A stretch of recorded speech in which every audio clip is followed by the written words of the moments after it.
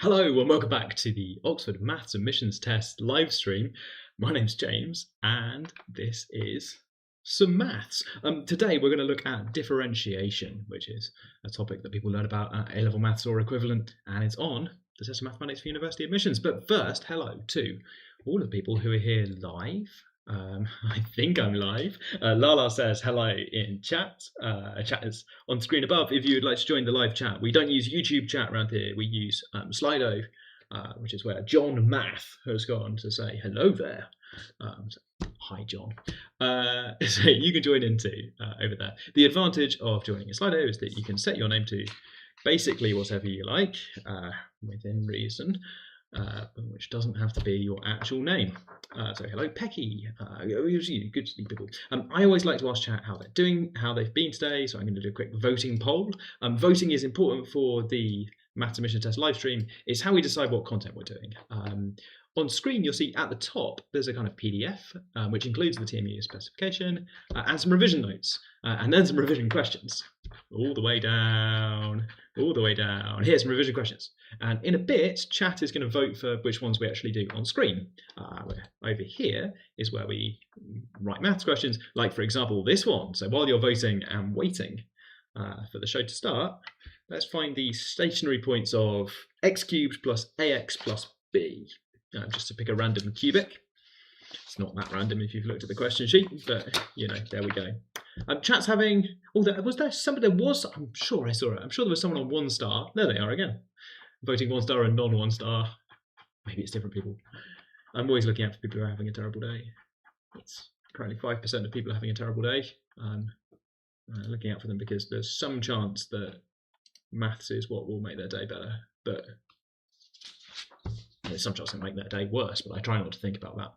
Right, okay. Hello in chat to Mary and Alfie and Connor and an anonymous person who has also reminded me that you can be anonymous in chat. Chat's having a pretty good day. There's a lot of 3s actually. I never talk about you 3-star people.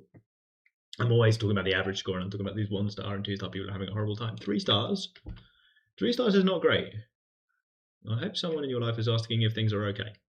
If you can get that rid of 4-star and 5-star. Yeah, right. Okay, I hope you're okay. Good, right. Maybe it's me. Maybe I'm that person. How are you doing? You all right? Let's do some maths. Good, right, okay. Hello, Massey. Right, good, okay. Let's turn this off because I think it's making me weird. Weirder than normal. Would you like to find these turning points? Oh, it's going to be very hard for you to tell me about the turning points over in Slido chat, isn't it? Fair enough. Somebody's taken the username.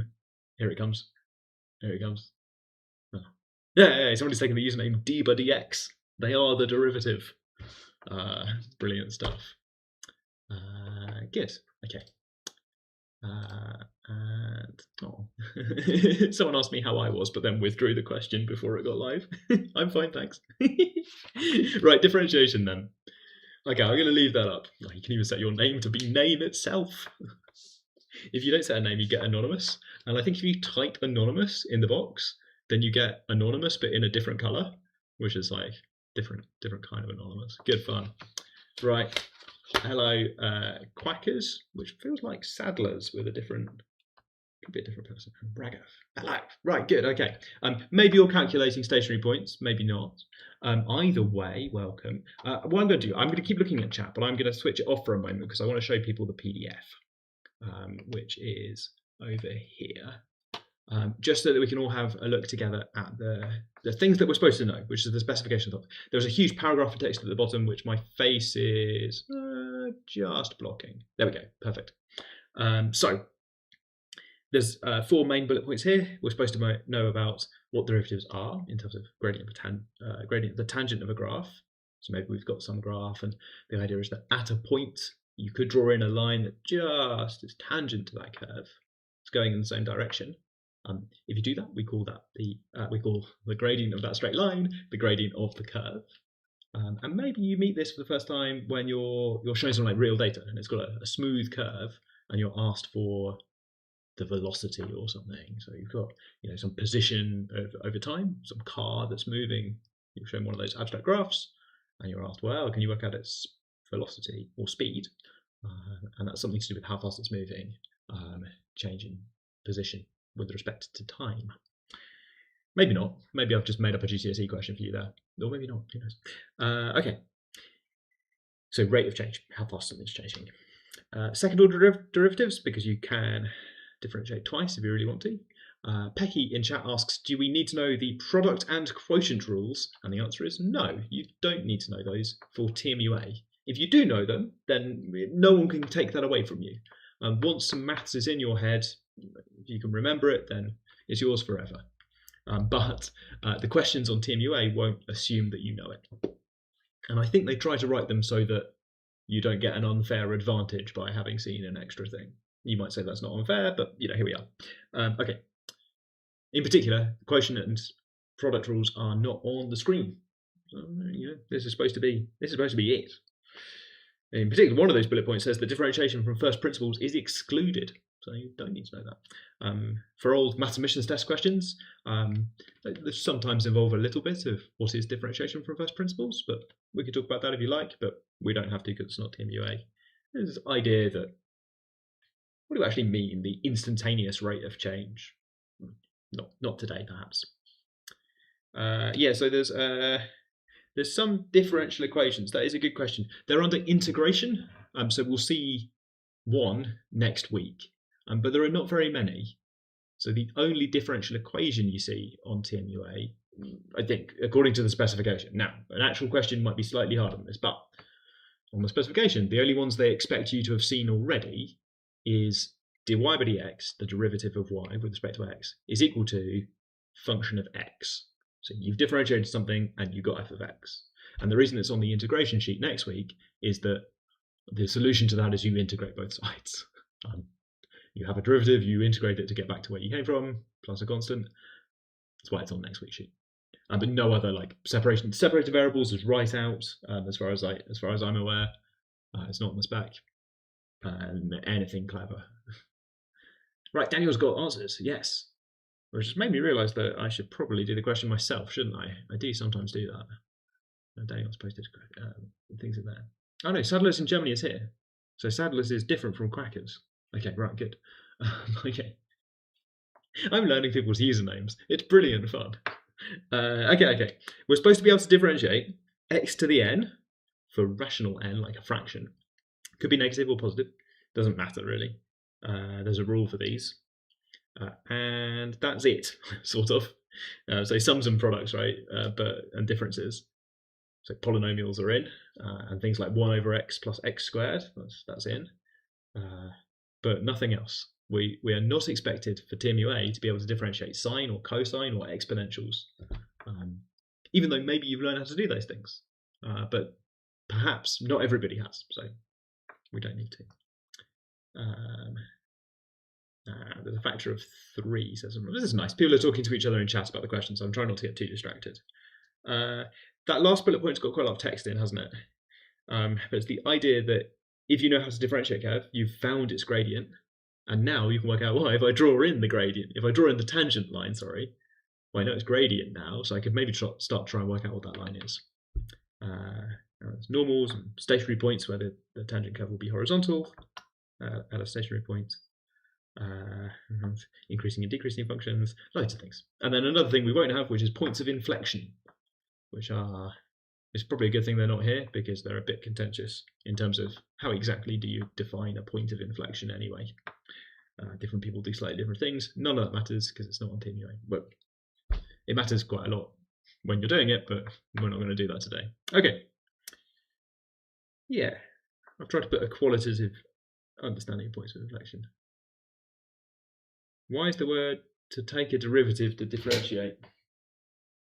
I guess it's more that we've got two phrases for the same thing there, haven't we? If I'm being really pedantic, there are different ways to think about what you're doing when you differentiate. Yeah.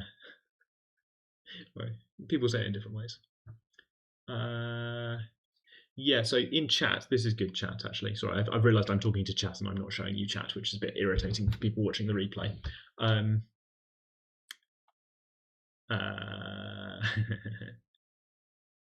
People are mostly talking about the question that was on the screen a moment ago.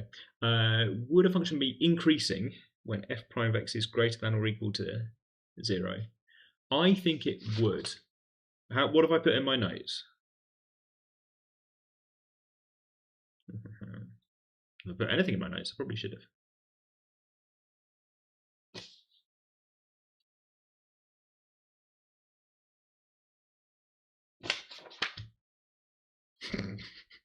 I think it's increasing if the derivative is greater than or equal to 0. Where's my note on? I'm being so silly. It's because I'm skim reading up and down. Forgot nothing about increasing functions on the notes. Okay, maybe need to add a bullet point. Chat, help me out.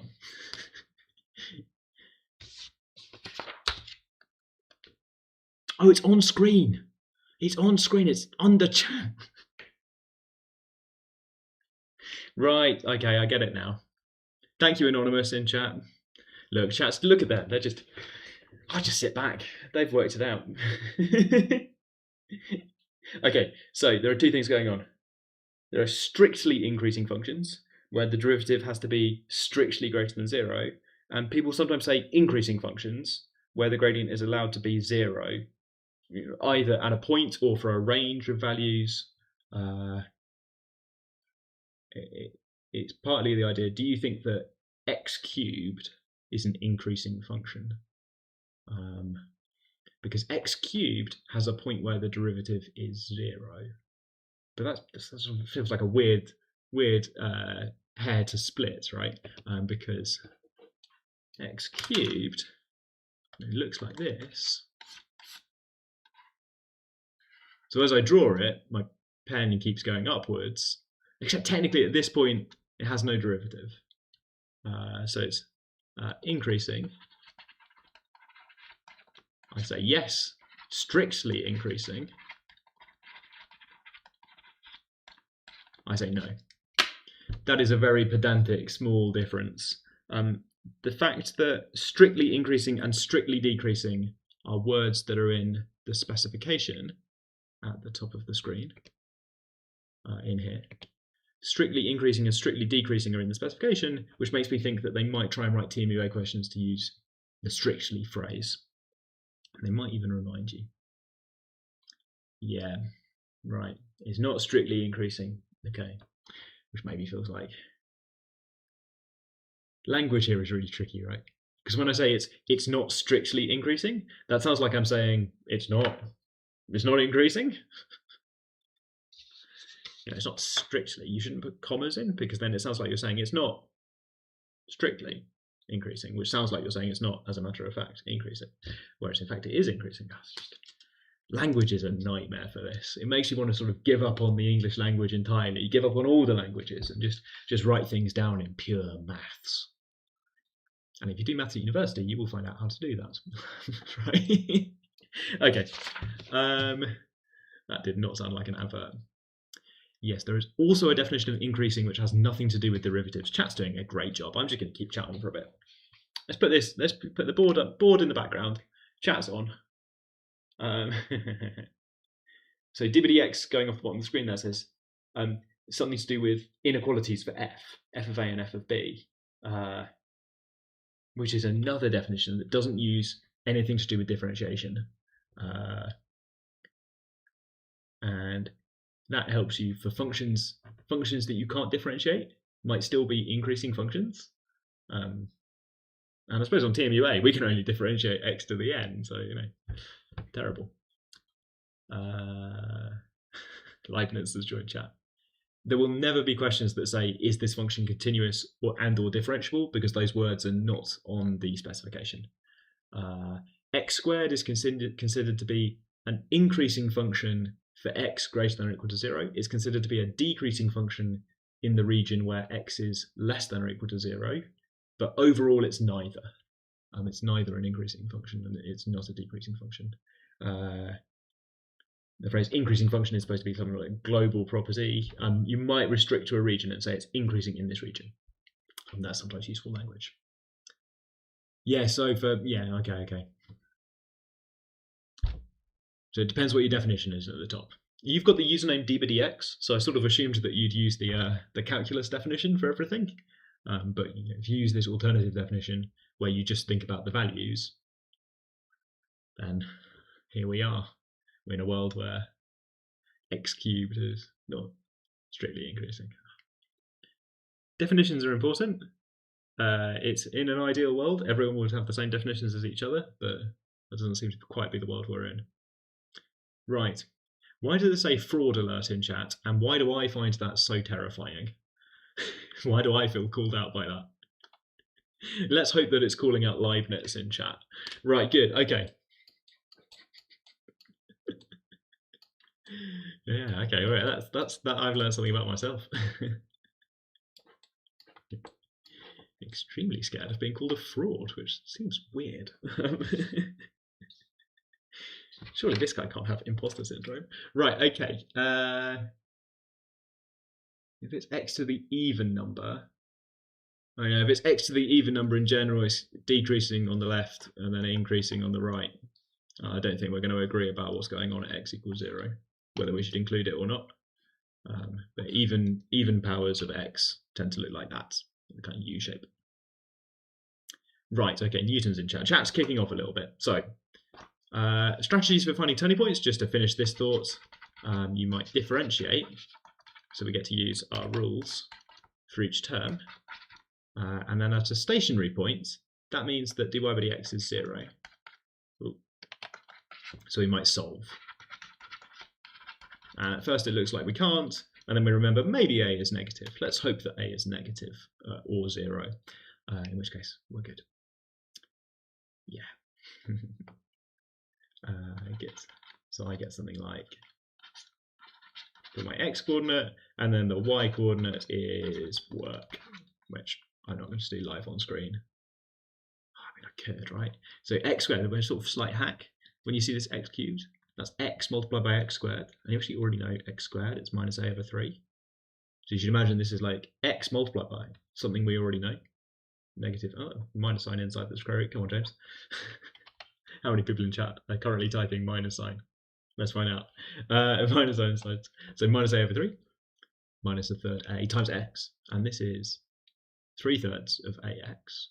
So trick for evaluating these, I've seen a lot of cubics, I suppose, is that those terms together will be 2/3 ax plus b. Where I still need to substitute in the values of x, but I've kind of replaced x squared, sub for x squared before I sub for the x, a little two-step thing. I find that easier than trying to cube that expression. Cube is hard, square is easy. I already know the square from this line. So then I guess I get an extra factor of a, so that will become like a to the 3 over 2 perhaps, but you know, that sort of thing. Okay, right. Those are 33 points. I think that we should jump into doing some revision questions. That seems like a good use of our time. I've remembered someone in chat a while ago said, are nth derivatives on TMUA? Which is an interesting question because they're not in the specification. So I think I'm going to say you should not expect to see one, like differentiating n times. Although, saying that out loud, I don't think there's anyone in chat who would find that a terribly complicated thing to do. You know, so if a derivative looks like dy by dx and two derivatives looks like this, and then you open up TMUA on your screen in the test center, and you see, question. The question starts by saying, the 3y by dx. It's just definitely going to mean 3 derivatives, isn't it? I would hope they explain that in the question because it's not in the specification. But you won't be that bad. Hello NM in chat. Welcome to the show. Do we only cover AS level content from A level? Pretty much. There's a little bit from the rest of A level in the spec list. The sequences and series one, which was episode 2 a while back, worksheet 1. That I think sometimes falls in the second half of A level maths.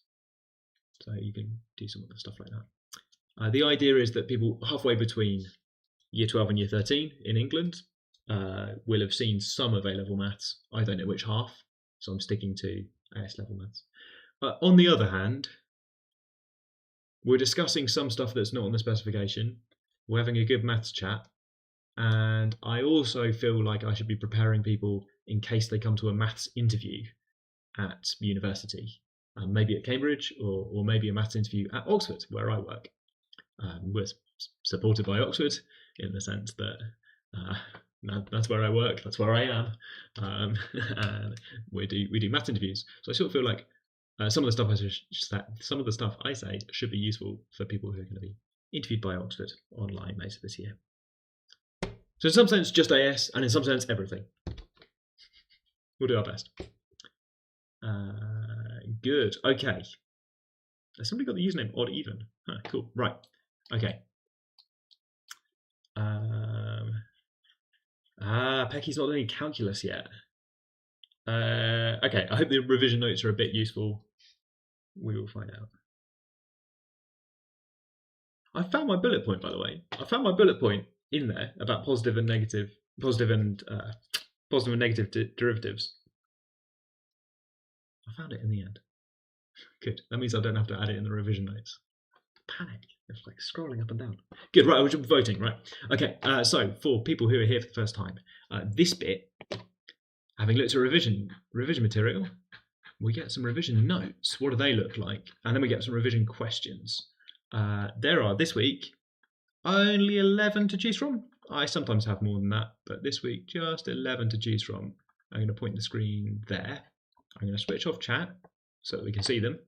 And the way we run this is they're just a straight vote. There are 11 of them to choose from on this sheet. And then whichever one gets the most votes is the one that we talk about. And we'll do a few of these, but not all of them. So for some of them, it's about just having a bit of practice. We published the solutions before. So this time last week, we published the questions. We've got some more pages coming up with TMUA questions and hints, and we also published solutions. So for some of these, it's just about checking, like when you see 2 root x plus 3 times the cube root of x, which is just up here. Can you differentiate that is really a test of, have you learned about differentiating x to the power of rational number? Oh, and also, can you recognize that when it's a little bit disguised? A little bit of problem solving, right? A little bit of problem solving. And then further down, there are questions that are a bit harder, where we're maybe combining ideas or mixing them up with other things, or just generally, I'm just trying to be a bit weird to get you out of your comfort zone, so that we can go on and do TMUA questions and talk about interviews and stuff. In the old days, I used to call this a warm-up, but that felt like I was trying to get it out of the way quite quickly, because when you do a warm-up, you do not very much of it, and then you do the real thing. I now think of this more as like revision section. Right, okay. Lagrange asks what's my favourite differentiation notation. You're going to see today that I use lots.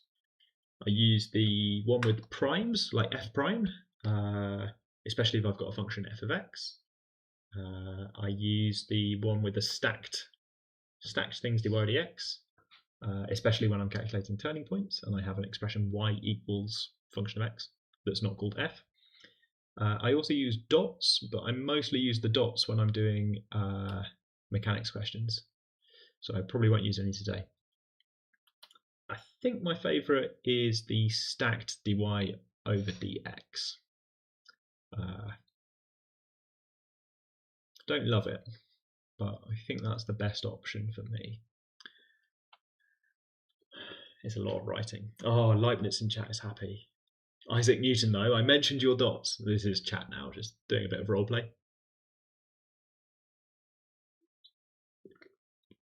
The stream is a lot of things for a lot of people, right?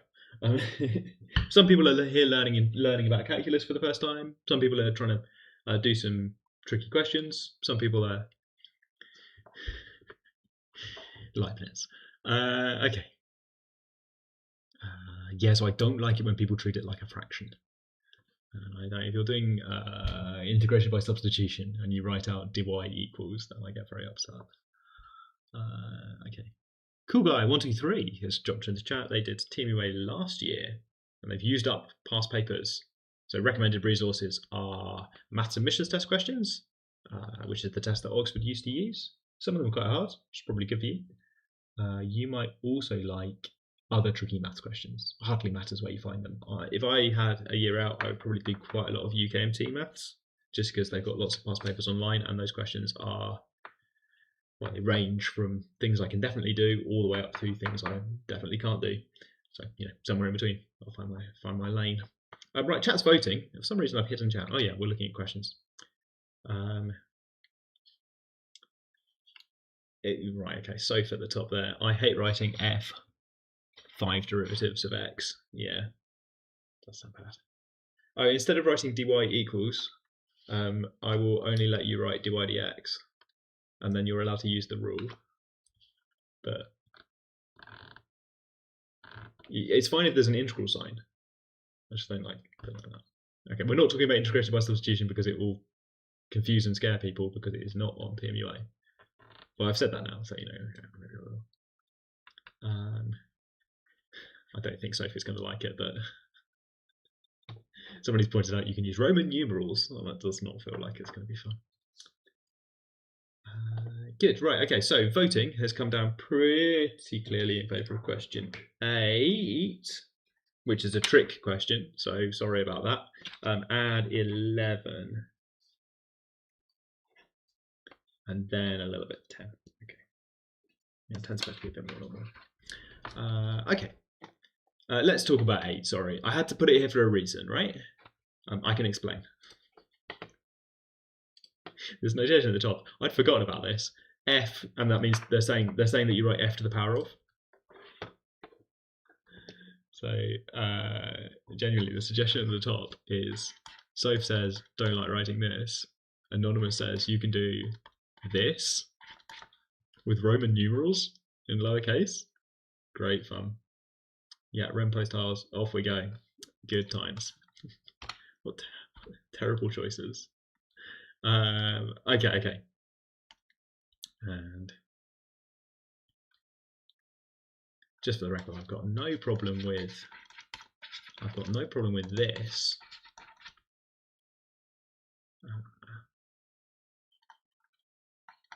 I just don't like it when people try and simplify that outside of the context of an integral. So you can do that. Oh, it's dy, isn't it? Bother. That's what it comes from not doing prepared content. Just trying to wing it. Get the wrong letter of the alphabet in an important place. Right, good. Okay, what are we doing? We're doing question 8. So let me scroll back up to the revision notes, because I added a couple for this year. I can explain. Where are we? So round here, you don't have to know about positive inflection, but then tacked on the end, I put in these two. Remember, so sometimes you'll see a question that says turning point, and you start doing this stuff described on that revision notes section about differentiation and setting the derivative equal to 0. And then you realize that actually the thing was a quadratic, and you know about turning points of quadratics using complete the square. So when you see y equals ax squared plus bx plus c, if you want to find the turning point, then you could go and work out dy by dx equals 2ax plus b, you set that to 0. So you're going to solve 2ax plus b. I've gone off the bottom screen. 2ax plus b equals 0. I think that proves my point, really. X is minus b over 2a, and then you go back and plug it into y and get out, I guess. Awful, horrible, nasty. Or you could complete the square, which, depending actually on how you feel about completing the square, might or might not be your idea of a good time. But in some sense, there are other ways of approaching this. So then your turning point comes thinking about this as graph transformations, where it's the x squared graph, but it's being translated so that the turning point is now over here, and then it's been multiplied, and then it's been shifted upwards. So at that point, you get this. It sort of depends how fast you are at completing the square as well. I've done that several times. Yes. Yeah, so can you do this in chat? Somebody says, can you do this in general with higher order of polynomials? And that seems hard. I don't immediately know what I would do with a cubic, like the one we had before. I don't immediately know how to rewrite this to find the stationary points.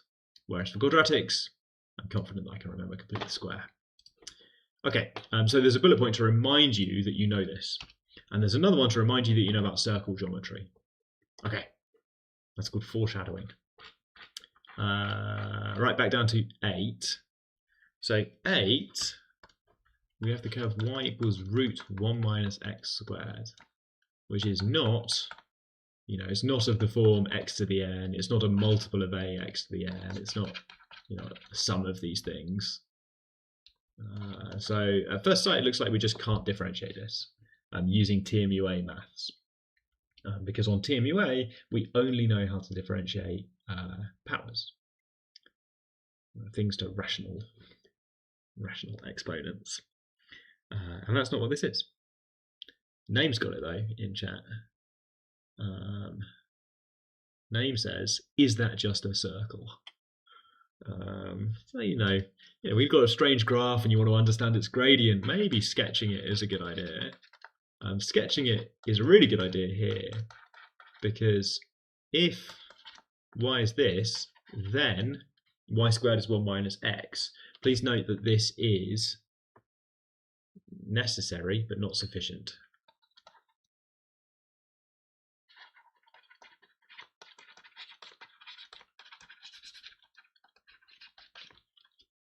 It needs to be true, but it's not sufficient to go back the other way.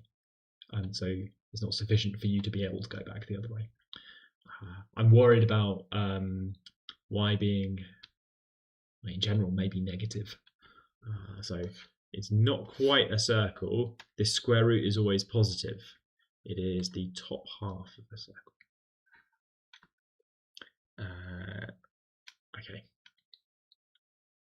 So it's this bit. If it said y squared equals 1 minus x squared, that includes the lower half of the circle as well, both semicircles. But here, being on the circle is necessary to be on this curve, but it's not enough. It's not sufficient, because if you're on the circle, you might be down here somewhere. Okay, I'm trying to say necessary and sufficient quite a lot more, because they're all over TMUA. They're important maths words that will be all over a maths degree if you do a maths degree.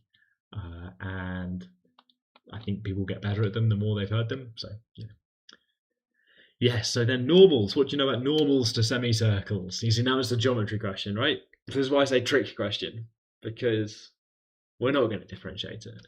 I've put it on the differentiation revision questions.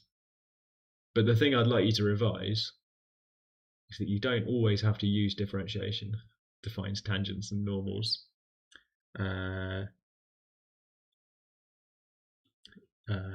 The idea for, I think, have I got another one? I think I've probably got another one. 9 and 10 look a little bit like we might be able to do some quadratic stuff around there. Yeah. Yes. Yeah, chat's telling me about necessary and sufficient. Interesting. Okay. Yeah, so the normal to this curve is at right angles to the tangent. The tangent to a circle is at right angles to the radius. So hang on a minute, this is just the radius.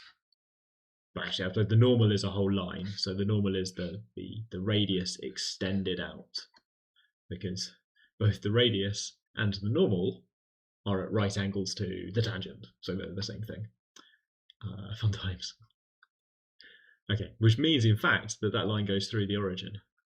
Because it goes through the centre of the circle. You see, we get to flip backwards and forwards between those kind of graph ideas, tangents and normals and coordinates, versus geometry ideas, radius and tangent and centre of a circle.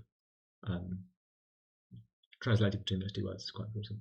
Yeah. So at a particular point, at the point, what's the point? P 1 minus p squared square root. The gradient there is something like this divided by that, and the line goes through the origin, so it's just so this line is just y equals, and then the gradient is a bit of a weird expression, but I'm just taking the gradient to get to that point times x, because it's a straight line with that gradient, no intercept.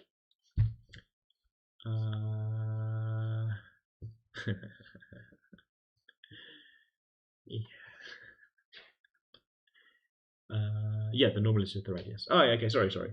is like negative perpendicular gradient, so -1 over m. Yeah. Although in this case, it's actually easier to find the gradient of the radius than it is to find the gradient of the tangent.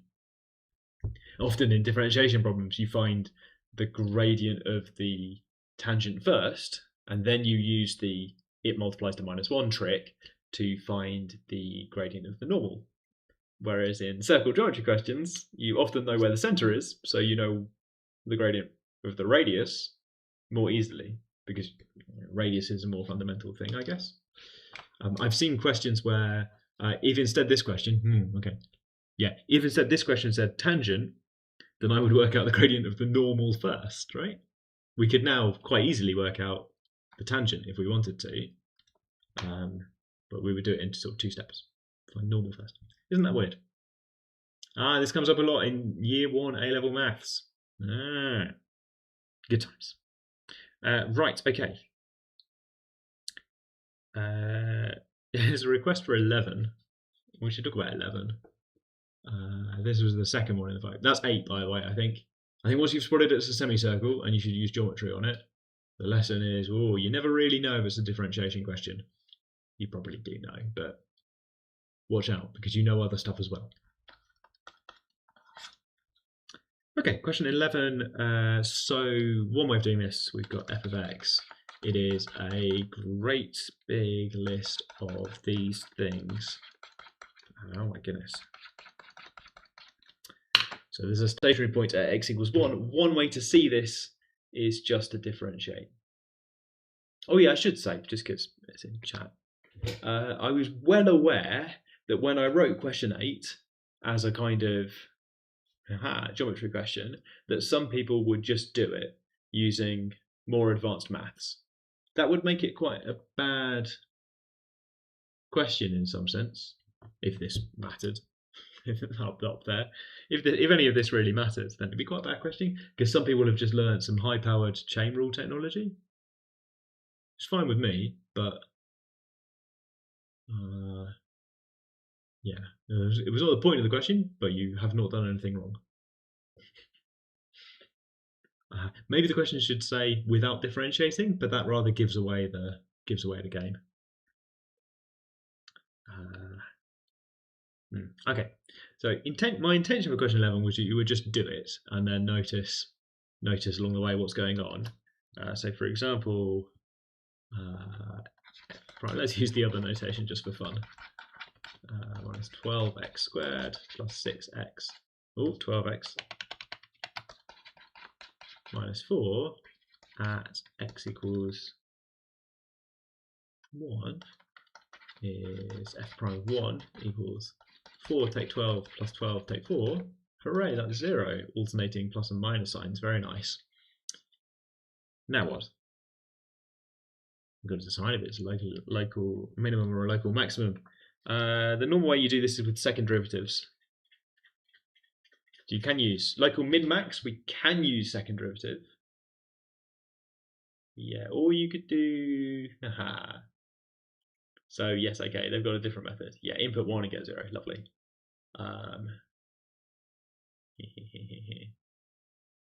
If you use the second derivative, you get 0, which is annoying, but we can handle this. So then,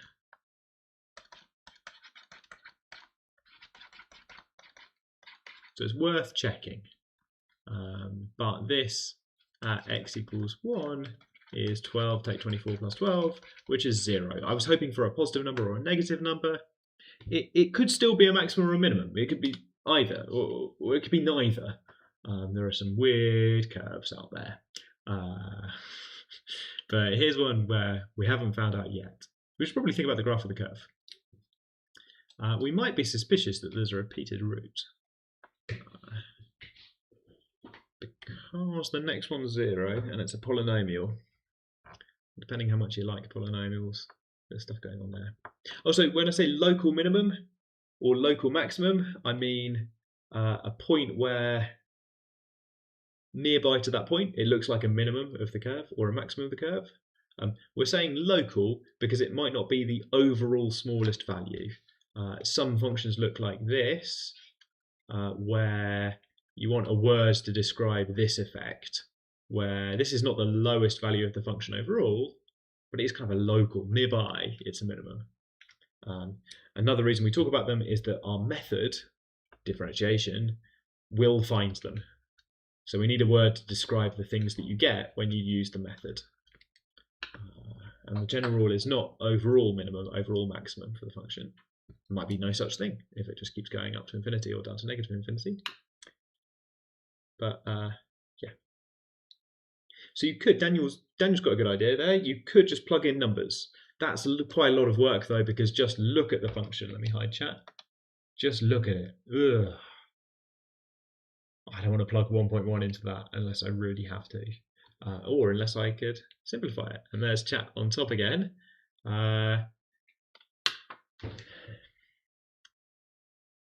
In some sense, there's quite a lot going on at x equals 1. So I think maybe it's only a matter of time. And maybe you needed like another week or two of being stuck on this problem if you were stuck at this point. But only a matter of time, I think, before you're like, well, what is f of 1? Can I draw a picture of this? It doesn't look like that thing on the right. That's nothing like what it looks like. It turns out. Can I draw f? Can I draw this? What's f of 1? And actually, f of 1 is 6, 8 minus 8 is 0. So it's got a root. We could bring out the x minus 1 factor, and it turns out that you can keep bringing them out. This is x minus 1 to the power of 4. Which means that if Daniel plugs in 1.1 or 0.9, then Daniel will see a positive number because anything to the power of 4 is positive or 0. Yeah, okay. It is dangerous in general. You're right, anonymous person. If it turned out that 1.1 was on the scale of things miles away, then bad times. You've missed. If you've got a function with lots of tiny details and moving 1.1. Let's see if I draw a picture. But this is like the scale here is like this is x equals 1. This is x equals 1.01, and this is 0.99 or something. So the scale is really compressed. Then trying 0.9 won't really tell you about what's going on here. Was it a maximum or a minimum? You can, in general, never really know. So plugging in numbers is not surefire. It's not a point of inflection, but luckily we don't need to know what that means.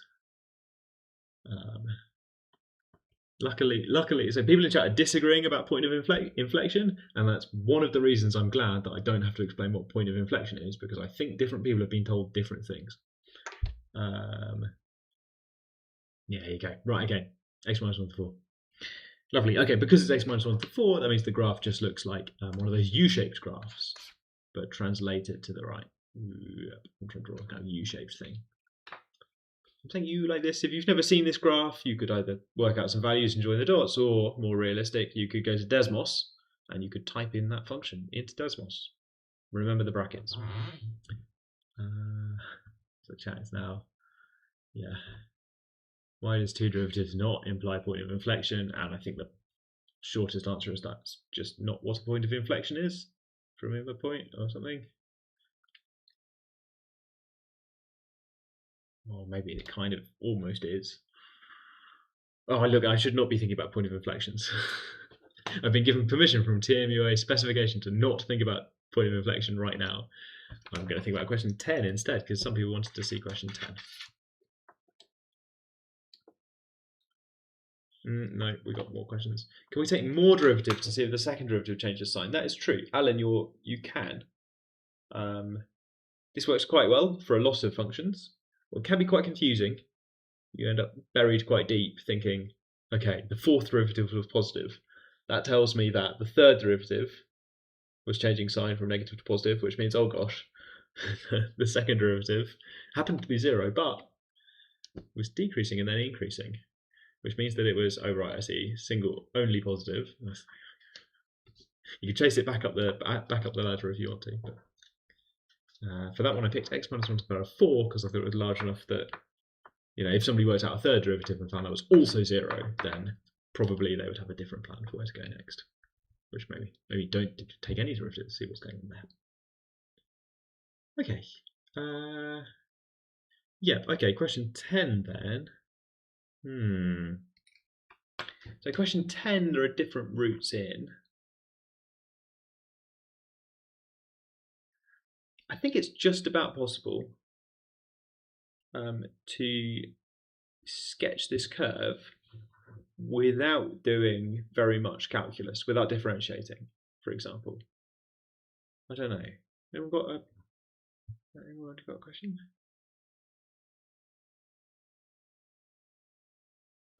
Okay, so in general, anonymous at the top. Sorry, chat.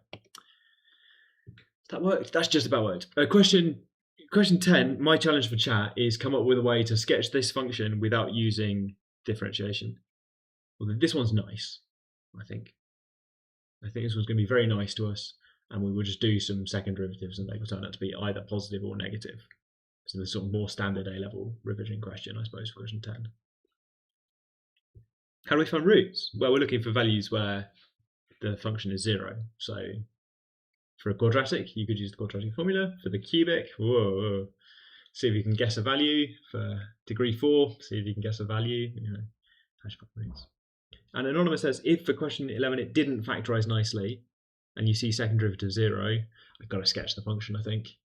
There is this technique where you look at the third derivative. That doesn't feel like the thing I should recommend right now. I can't, in good faith, look down the camera and say, just keep differentiating, it'll get better, because it might not. I think at some point you're going to draw a sketch. Because even quite simple functions like y equals x to the 8, right? At x equals 0. That's a local minimum, because nearby the values get larger as you go far away. But in order to discover that, the first 7 derivatives are 0. So you could differentiate for quite a while, especially if I make this up by adding on some other terms. So yeah, in some sense, differentiating more and more seems hard. So we're going to sketch it by thinking perhaps about joining the dots between the turning points and what's going on for very large x. This is no longer a useful example because I would like to try and describe something where, let's say you know the x positions of all of the turning points, and you know that for large values of x the function is very large. Sometimes that's good enough to sort of join the dots and turning point here is a minimum and then a maximum and then a minimum and up it goes again. Sometimes that's enough for a quick sketch. We should be careful with all of this because when you're sketching and sort of guessing the behavior, then you should be a bit careful in general. Yes, okay, so chat off there is decided to factorize this. So you could substitute x squared. Can you? One of these you can. Question 9 you can substitute x squared quite easily. Substituting x squared in question 9 is lovely. And the other ones are factorising the one in question 10. Oh, okay, so seeing x squared, x minus 1 squared makes that person anonymous think about a line of symmetry. That is an interesting thing to say. It's also true. You are not expected to know the f of x equals 2 f of 2a minus x trick. It's not on the specification. But like all maths, if you know it and you can remember it, it's hard to see how that could be a problem for you. Unless it makes you do something silly.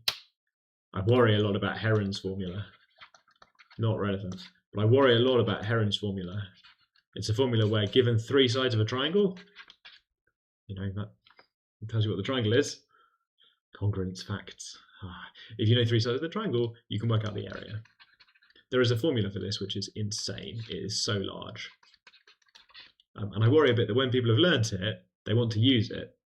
So if they see a triangle where you're given 2 sides and an angle, then they might go and try and calculate the 3rd side so that they can work out the area with Heron's formula. Even though that's a terrible idea, because it's 2 steps of work and the second one is really, really messy. I do worry a bit sometimes. How do we factorise this? Hang on, so I've sketched it already without factorising. That's a bit rude of me, isn't it? So this one at the top there is x to the 4 minus 2x cubed plus x squared. Well, it's definitely got a factor of x squared because every term has got a factor of x squared. And then I think what people in chat have done is to identify the other term as being a perfect square because x minus 1 squared. X minus 1 squared. Alfie learnt about Heron's formula today. Alfie, you must promise never to use it without first considering all other areas of the formula. All other formulas for the area of a triangle. It should be your last resort. Yeah, roots at 0 and 1. So I wouldn't expect you to know this, but it does have a line of symmetry at x equals 1/2. Just because polynomials are nice, really. That's not a precise statement. Don't quote me on that. But if you've got 2 roots there and you've got 2 roots there, then yeah, you get a line of symmetry. I did a whole long MAT question about that once. Can laugh now. Right, you get a bit of symmetry. You get a kind of nice picture. Given 2 of the turning points for a quartic. Yeah, a W shape. Yes, lovely. Okay, what's the question? Find the turning points. Oh, okay. They are at 0, at 1, and maybe after differentiating this twice. Once, sorry, if I'm looking for turning points, differentiating this once, and getting a cubic with a factor of x. It brings it down to a quadratic. At that point, it's not too hard to find the other root. It's 1/2. And then you can evaluate the function. That's all nice. If you want to check some numbers, you can see the numbers. Yes, I did. Sorry, I forgot. It's only recently we did the open day where I also say things about Heron's formula. I tell people not to use Heron's formula. I show them a past interview question that had a triangle in. So, do not use Heron's formula to find the area of this triangle. Good. Okay. Yes, you can. Becky, if the sign of the x squared term is positive, your quadratic looks like this. If it's negative, it looks like that. The first sort has a minimum. I don't even need to say local minimum. It just has a minimum. And the second sort has a maximum. Those are the 2 cases.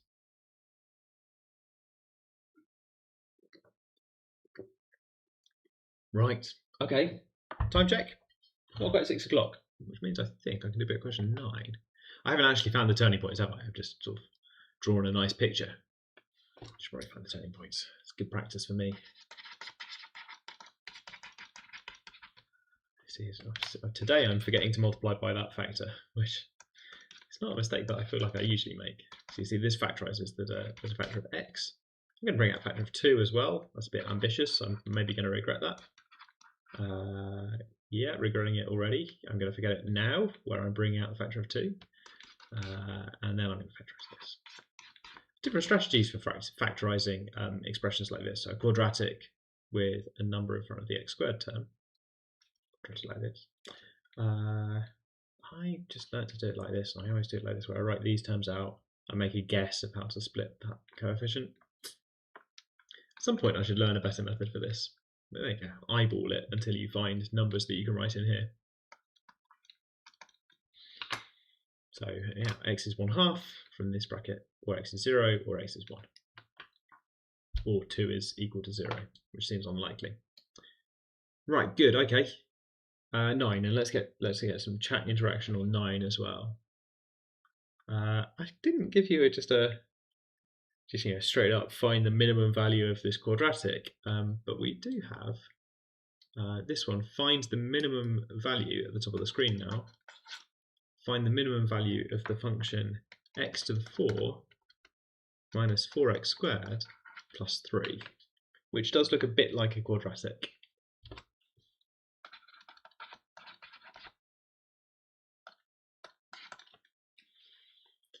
Suggestions from chat. How would you do this? How would you get started? What's the first thing you would try? Hidden quadratic. Yes, I suppose it is. That's a phrase that some people say when looking at an expression that is not a quadratic, but with a change of variables could be a quadratic, which technically is all functions ever, but it sort of means you could do an obvious substitution or do a straightforward substitution, let's say. Nothing's ever obvious. We can make a substitution to this one, that's very good. For example, write the letter p whenever we see an x squared, which was p squared minus 4p plus 3. Interesting, okay. Interesting. Or we can complete the square. Love it. Complete the square gives x squared minus 2 all squared minus 1, which says that this is definitely greater than or equal to minus 1. Can it actually, because of the square, can it actually be equal to minus 1? Well, yes. It's equal to minus 1 if this term is 0. The thing we're going to square. Which doesn't have to happen because that looks like a quadratic inside there as well. Now Daniel's write k equals x squared and get k squared minus 4k plus 3. Oh, excuse me. Which has got minimum value, so you can complete the square over here, couldn't you? So I'm in a complete the square kind of mood. K minus 2 squared and then minus 1, which looks quite a lot like this. Or you could go and differentiate this. You can even just differentiate the first thing to start with, right? You can minus 8x. I remembered that time, and then I kept writing. So the turning points are like this. That happens when x is 0. Ooh, off screen.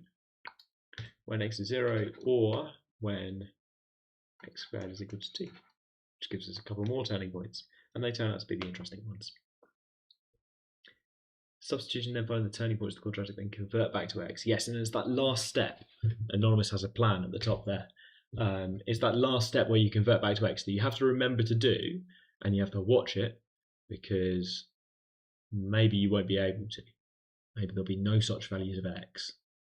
I think I put this in the solutions doc, because this rings a bell. The thing I want to say next rings a bell.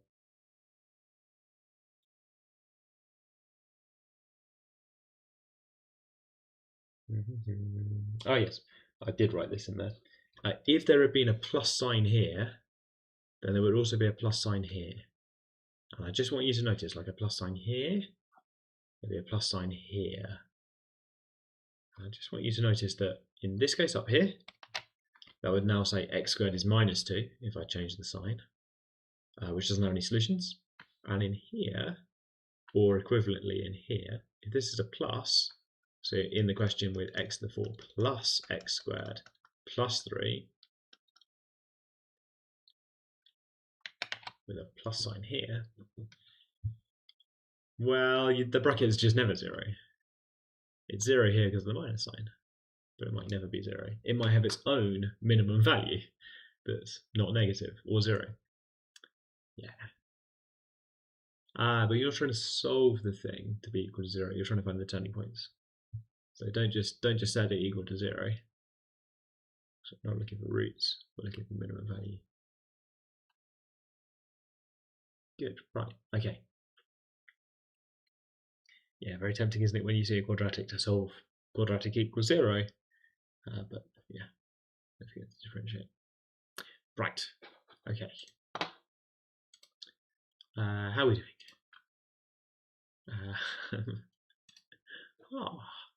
The number of people watching is the same as the number of minutes that this has been running. Hey, I'm going to write that down. That sounds fun.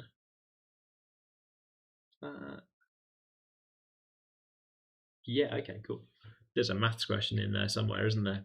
Right, okay. Somebody earlier said question 4 is cool, so just before we go for a break quickly, let's put question 4 on the screen. If you haven't differentiated this already, I just think I put it here so that you would have some fun differentiating a function that is fun to differentiate. It's a bit tricky to write revision questions for this because officially you only know how to differentiate x to the rational exponent. So there's just not that many different things. So I can add my functions together. Was question 6 on the vote? I don't know. Question 6 should maybe have been on the vote. I mean, it should have been an option, shouldn't it? It's another one of those like tricky questions, I suppose, because it says find the tangent to the curve and then some horrendous curve. And yeah, it's only after you realise that the horrendous curve is a circle that you realise A, this was never about differentiation for this question, and B, James has used circle as the trick question twice. Maybe there's not that many options for the trick. Because you know about differentiation, you know about circles, you know about quadratics, that's kind of what we've got to work with. So even if I want to do a trick question, there's not very many acceptable tricks. Okay, yes, if you had a question 4 for an infinite series, would it be e to the x? That sounds like quite sort of the question of someone who might have known about this, but yeah, if you have infinitely many terms in the thing for question 4, whatever that means, right? What does it mean to have infinitely many terms? But if you keep going, then you get a function which, when differentiated, gives itself, because each term is differentiating to give the previous one. And for some people, that is the definition of e to the x. Yes. 6, yeah, okay, let's do geometry. So 4 gives you the same, except as written, not exactly the same, because each term differentiates to give the previous one. The 1 disappears, so that the highest power you get afterwards is 4, so not quite the same. It doesn't have that little plus ... But at A level, you sometimes see this with plus ... to be like, oh, when it keeps happening forever. I didn't feel like I was allowed to do that here. Otherwise, you know, I would have written that question to be about an infinite series that's not a geometric series or an arithmetic series. So, you know, hands are tied, right? We only know about 2 sorts of progression, arithmetic and geometric. We only know how to differentiate 1 sort of function, so we really are a bit limited. This is the equation of a circle, I hope. I think it's the equation of a circle. So I'm trying to complete the square for 2 things at the same time. Yeah, this looks like a circle. So for TMUA, they occasionally give you the equation of a circle all expanded out like this, and you have to put it back together again to make it look more like a circle. So that's one thing that's going on in this question. But then you realise it's a circle with centre -1, 3 and radius 5. Now I really hope that goes through the point 3, 0. If not, then I'm going to look a bit silly. 3, 0 is a displacement of 4, -3.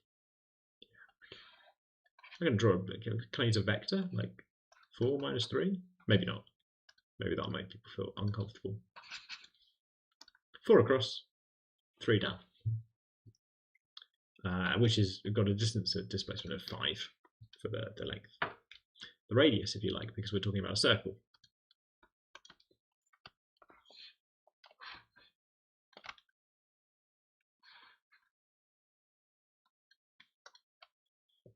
Absolute game changer when I finally learned how to use the circle tool in this whiteboard. Okay, we want the tangent, and I think I said something like this a little bit earlier, but with these circle questions, once you've realised it's a circle question, it's sometimes easier just to work out the gradient of the radius first, and then infer the gradient of the tangent. So here I was trying to think about displacements across and down because I was already thinking a little bit about gradient question. So the gradient here of the radius has, I'm going to label it. So this line has gradient -3/4.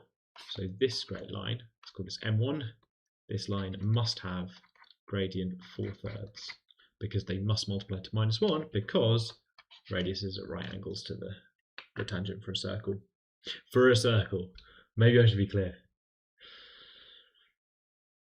For other curves, like your polynomials and stuff, you should not say that the radius is at right angles to the tangent because there's no such thing as the radius for your polynomials and your other stuff. That is a circle word for circles. Okay. Occasionally people say like, right, okay, you know, here are some right angles, but probably not talking about a radius unless there is one. Yeah, we do not do implicit differentiation around here.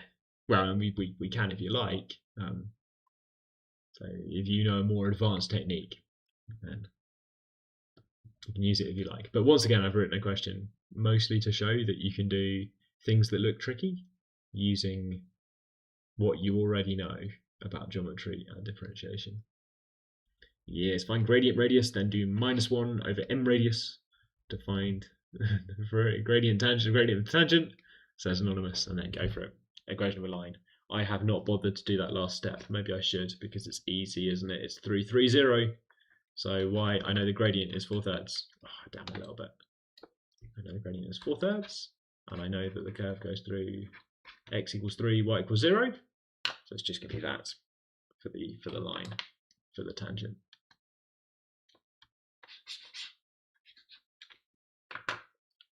Good. Okay.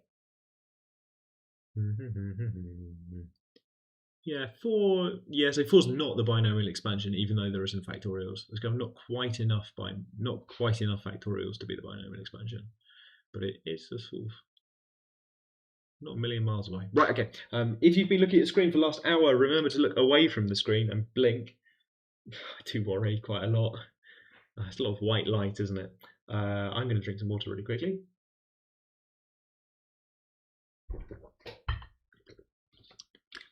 Good.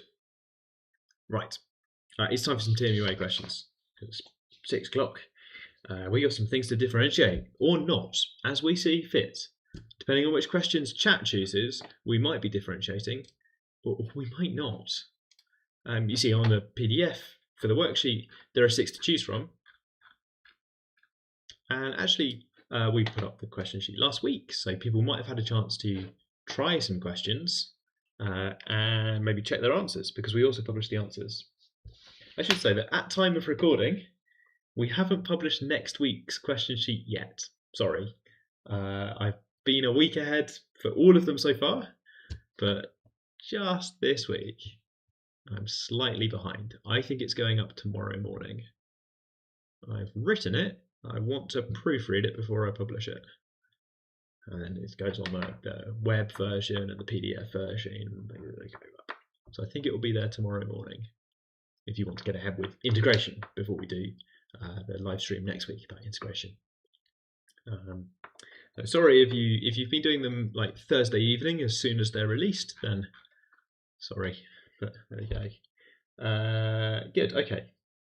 So these 2 questions at the start, which both from paper 1 of TMUA, actually from the same paper 1, they're consecutive questions, but one of them asks you about an increasing function, and one of them asks you about minimum values. How the functions are not too bad. There are some hints which I'm scrolling past very quickly because they might be similar to what I'm about to say. And then further down, we've got questions about a polynomial, including the words necessary and sufficient. Are people voting for this? Not so much, not so much. And then from the same paper, paper 2, we got some more involving the words necessary and sufficient. And this statement star exists a number C between A and B such that the derivative is 0. That's the 4th one. And then 5 has got a lot of votes, which is interesting. Can you put a big rectangle between these parabolas, please? Okay, 5's doing quite well. And then 6, I'm going to need to go full screen for this, aren't I? I should maybe have gone full screen already. Oh no, that's the hints. Oops. I've pointed at completely the wrong bit of the PDF. It's really, really small on my screen, so I have to sort of point and hope. We've got this rectangle. It's doing quite well at the moment. And we've got question 6. I do like these sometimes. A student is asked to do a question. They produce some quite long, complicated solution. Here's somebody else's maths, and the options are to mark it, right? Is it completely correct, or is there a mistake somewhere? If so, can we say what they should have done? And this uses the word converse, which we haven't seen very much so far on the live streams anyway.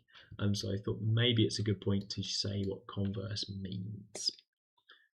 So let's get an example. There's the word converse. We could use this as an example, actually.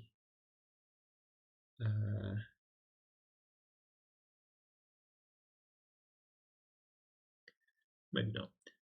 So the converse of the converse of if P then Q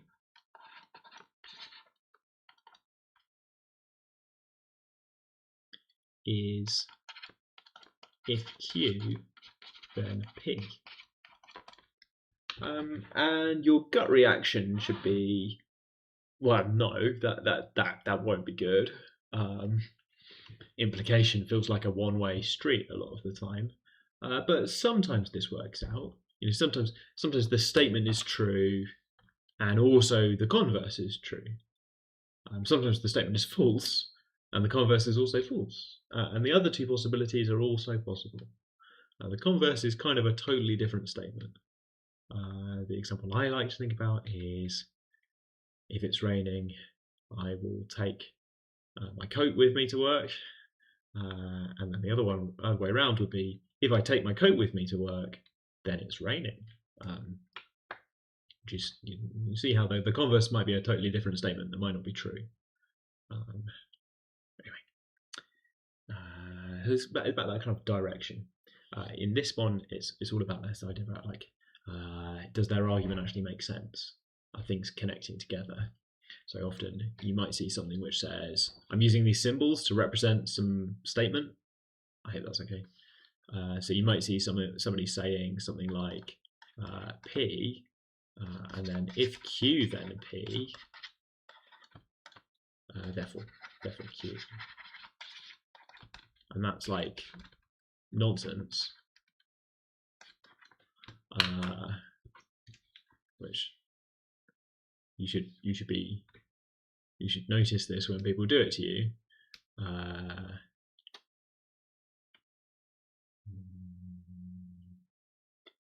Yeah, I don't know. There's something like the example for this would be like, something is happening. X causes that thing to happen, therefore X is happening, which I feel like I've heard in arguments before, right? Like, I don't know.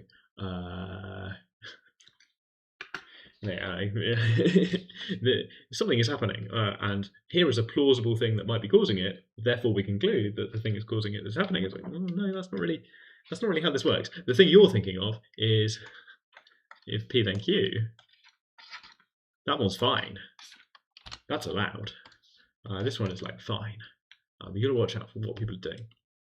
So before, that was the case where we would maybe say, here it comes, we would maybe say, no, you should be telling me the converse, because the converse is back to this one, if P then Q. Flip them around. Okay, got your terms in the wrong order. People have voted for questions 1, 4 and 5 in the end, which I think suits me. Actually 1 and then 4 then 5, in some sense.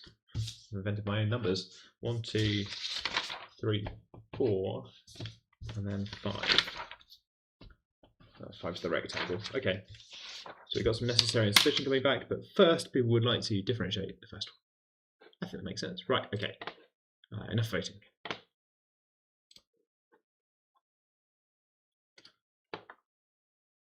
Stop. What does chat say? Have I been keeping up with chat? I've not really been keeping up with chat. Chat says 2/15. Hi, Rob. I forgot the question. What's 2/15? That's not your score, is it, or something? No. Okay. Is it always true that converse and inverse are logically equivalent, similarly contrapositive and the statement? So the contrapositive and the statement are logically equivalent. You've put me on the spot. Can I remember what the inverse is? No, but if you tell me that that is the name for the contrapositive of the converse, then sure. Yes, if the converse is true as well, then that does mean P if and only if Q. They're using IFF to be short for if and only if, just here. You don't have to do that if you don't want to. In general, once you've got if P then Q and if Q then P, another way to say if Q then P is P only if Q. That's really hard in the abstract. Yeah. once you've got the statement, I take my coat if it's raining, and you've got the statement, I take my coat only if it's raining, putting those together, if and only if, in the middle. Right, okay. I think that was not very helpful because once again I slightly improvised it, and also because I've become self-conscious that I'm talking about it raining too much.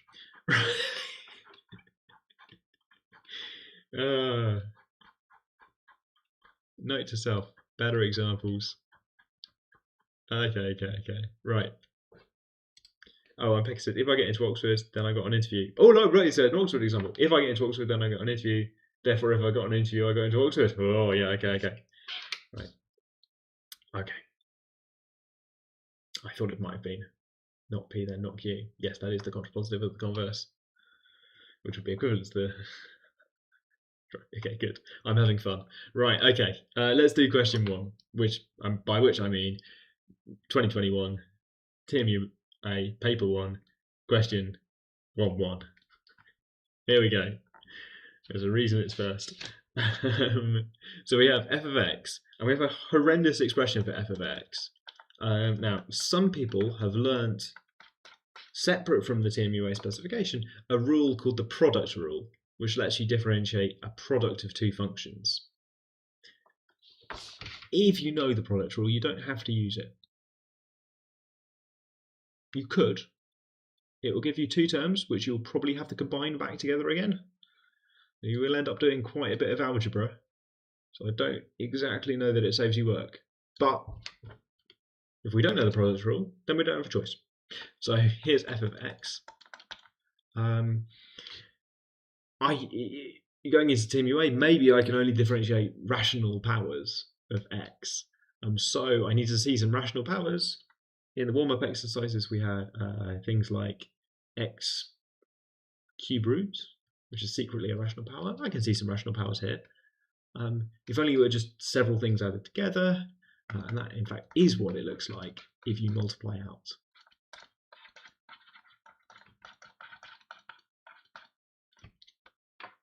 So in fact it is these three terms, which looks like I've made things worse because these exponents are awful, and they've all got sevenths in them, but at least it is now a series of terms. So we could differentiate this if we really wanted to. I think we do, because the question asks us, when is this function decreasing? And well, one way to do that, I think probably the best way right now, is to differentiate and check whether it's negative. That is the definition that they've given us in the TMUA specification, which feels like a big hint for how they want us to approach decreasing functions. But now I've got a problem, because I want to know, is this less than 0? Oh, bad news for my previous hypothesis. Interesting. Well, never mind. Don't think it matters for this one. Is this less than 0? And there are three terms, so I can't just move one on the right hand side. I should not take a seventh power. I could take all to the power of 7, right? Because that makes the powers look nicer, but there are so many cross terms. Like, things multiply together because there's already 3 terms. Could I move one term onto the right hand side and then take seventh powers? No, I will still get lots of cross terms on the left. Having 3 terms is really awkward. This is going to be hard to type in chat, but let's look at chat. They're not currently talking about this, but maybe if I put them on the spot to join in. How on earth do you work out whether that's negative? You know, the more I look at it, the more unfamiliar it looks, right? Because the powers, they're just so weird. Come on, chat. See if you can help me out. There's a method. Yeah, okay, that's a good start. That's a good start. So, put chat on screen. And put my maths slightly lower so that chat's not covering it up. I'm going to do several things. Yeah, okay. So we can factor some stuff out. Here we go. A harder question. I can see why multiplying both sides by 7 will help, because it will get rid of all these sevenths. That factor of x to the minus 6 over 7 that a couple of people have told me about. How did you think of that? Why x to the minus 6 over 7? Did you just see that it would work? That it would be a good idea? What's going on? I don't think I've ever had to do that before, you know, to pull out a factor of x to the minus 6 over 7. I suppose it's this term here, isn't it? So you could think this describes like something like 1 over x to the 6 sevenths. So maybe I could write all of the terms as something over x to the 6 sevenths. Maybe that's a way in to think about it. You look at the kind of weirdest term and you think, what is that really?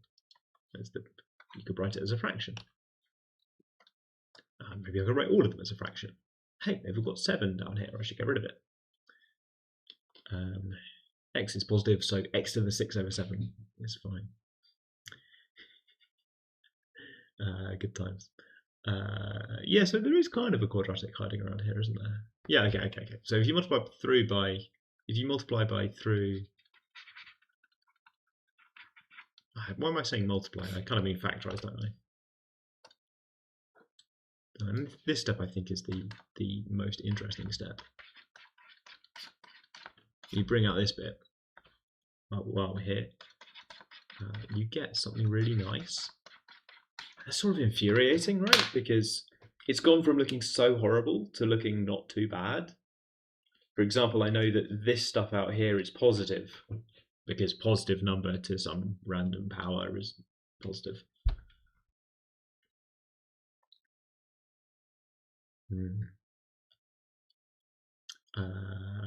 And then over here, but it's in the question. I have to say it. It's in the question. It's my job to say it in the order that it appears in the question. That's just how we have to do it. I factorized out, not very proud of this, I factorized out some humongous power from over here, and then I had to fix things in post. Like I got not of great quadratic in here. So says factorize out x to the 1/7, x to the 8/7 is also not too bad. Maybe 1/7 also shifts these things to all be whole numbers, just not bad. I guess that gives you 1, 0, and x to the minus 1, and then you can bring out maybe a 1 over x. Or even not bother, just like try and work out whether it's negative, and multiply up by x at some point. Yes. I see. I have caught up with something that Rob said ages ago, which is the answer to this question. Good. Okay. So we want to work out this negative. That has now come down to working out whether this quadratic is negative. Plenty of ways to do this. Probably I would find the roots, or at least try to find the roots. And it turns out to be negative between, I think, 1/5 and 1/3, which is a pretty short interval. Not very many values in there. The difference there. So skipping some maths, only if, yes, if 1/5 is less than x is less than 1/3, which means that there's a little bit there, a fraction of the interval, 2/15. Yes, why don't we factorize it? Well, we should. Yes, we should. Yeah, we should factorize it. It would just like that. Is it that easy? Yes, I feel silly for not doing it, but hey.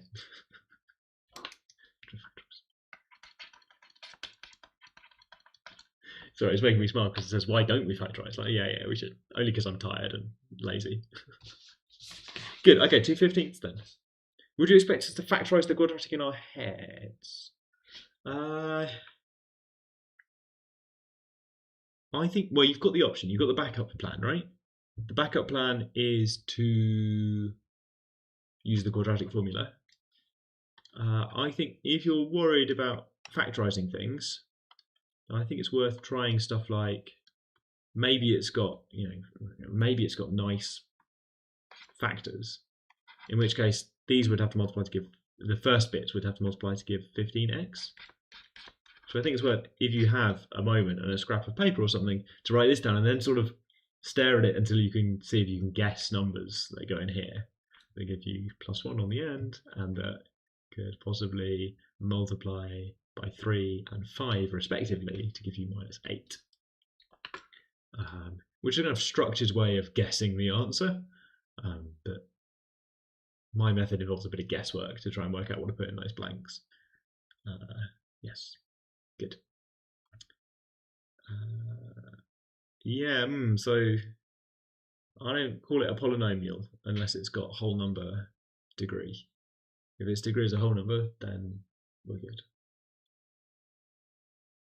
It's a good question, actually. What's going on in between? Don't immediately know. Is this Mari? Yeah, we're using Mari. I've been using the free version of Miro for 6 years. It's got me through quite a lot of live streams. Here we are. This is also the sort of whiteboard that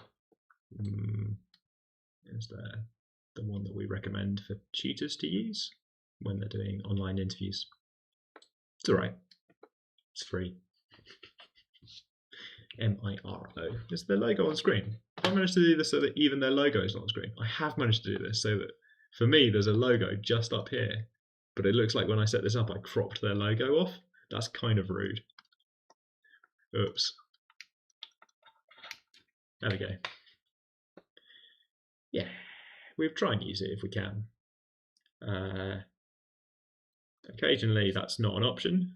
Even then, I use Miro so much that I like using it and just sharing my screen so that people can see what I'm writing. I think I can do most of my interviews just talking out loud if I have to, or getting the person I'm talking to, if they have a webcam, to show me stuff that they've written down. But my plan A for interviews online is I like to use Miro. Okay. There is a thing called the AC method. I only found out about the AC method a couple of weeks ago. I think it takes the guesswork out of this thing that I'm proposing.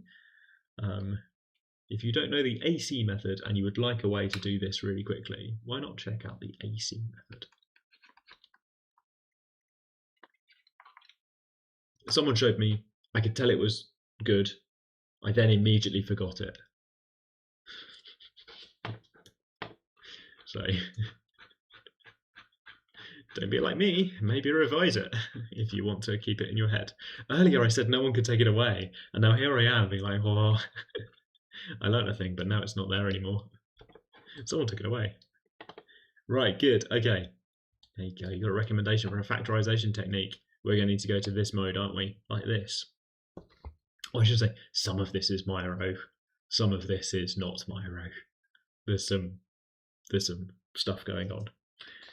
Which I should not lose live stream time by talking about. Right, okay. Here's another one. It's interesting that people have picked 4 over 3, but you know, whatever. They're both from 2021 paper 2.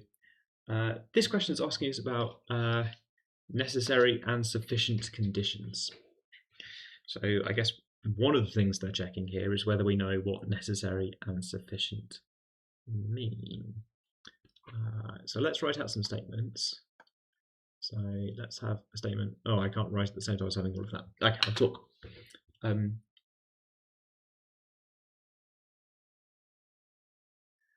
One of these is the sufficient condition. So right, and let me start again.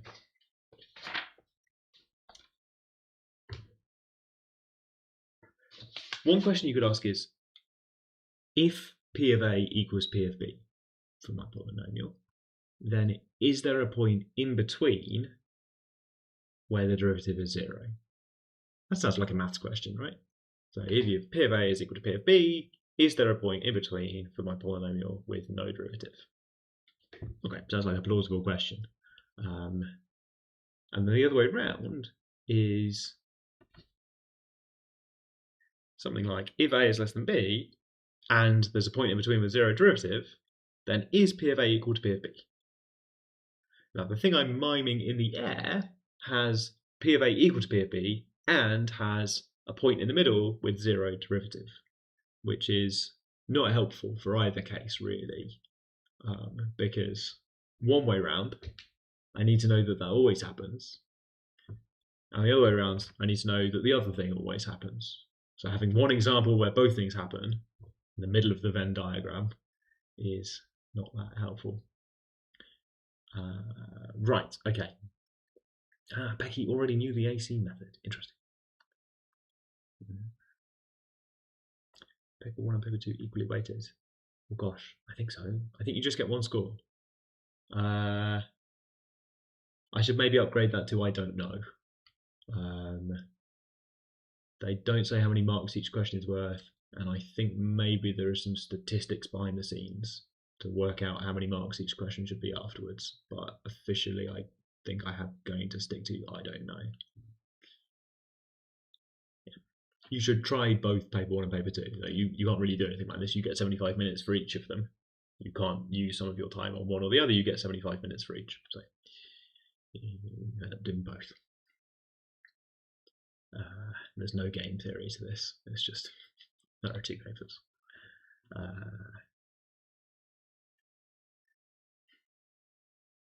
What we get to?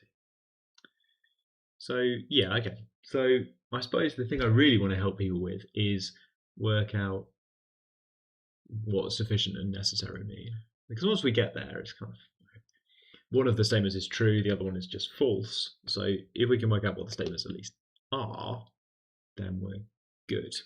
Okay, let's keep that at the top there because it's got all of the words on. But let's go like this. So here's my first claim. If P of A equals P of B, if P of A equals P of B, then there exists, I'm going to write it all out, a number C with A less than C less than B, and such that P prime of C is equal to 0. So that's one statement.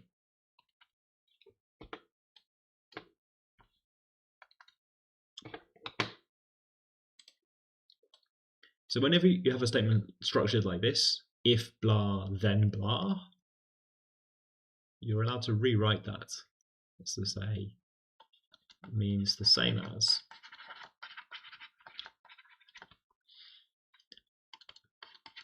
PA equals PB is sufficient for,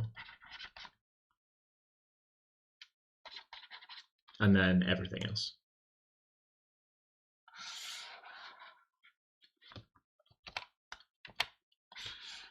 Blah, blah, blah, blah, blah, blah.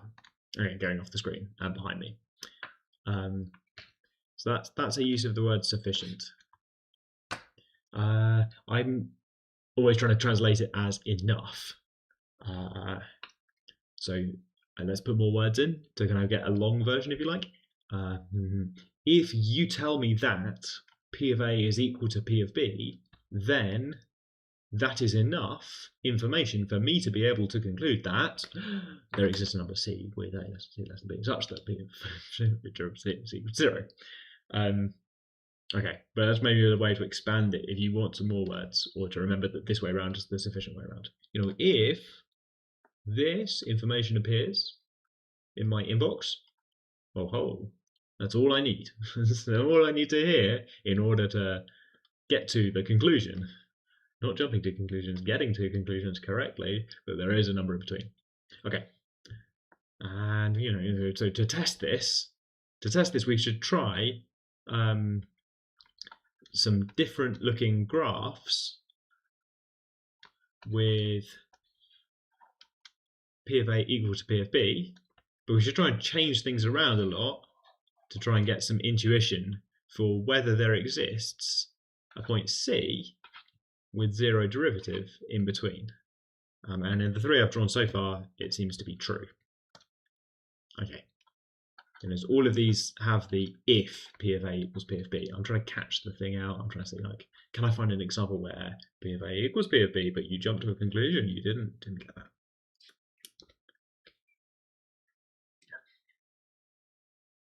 Yep, so we're trying to understand what the question is asking.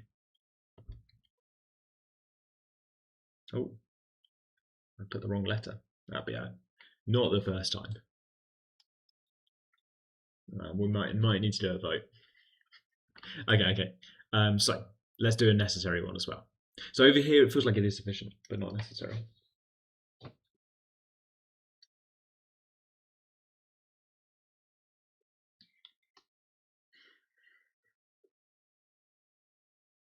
Yeah, sufficient so far. And we're about to see that it's not necessary. I'm happy with this. Okay. Right. Okay, let's do other ways to write out the necessary condition. So one thing I could write here is just to flip them around. I kind of already hit that note when we talked about converse earlier.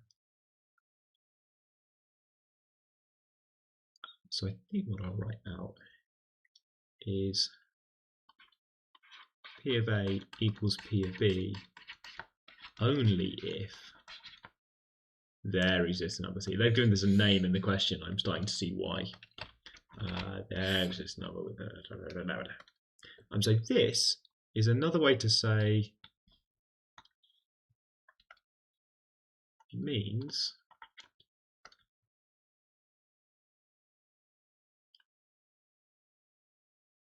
that something is necessary for something else. What have I done? Have I flipped it? Yeah, I have flipped it. I've done that wrong. What am I doing? Yeah, it's the same. I've written the same thing twice. Let's write something true. Or false. Or equivalent. Right. Everybody blink.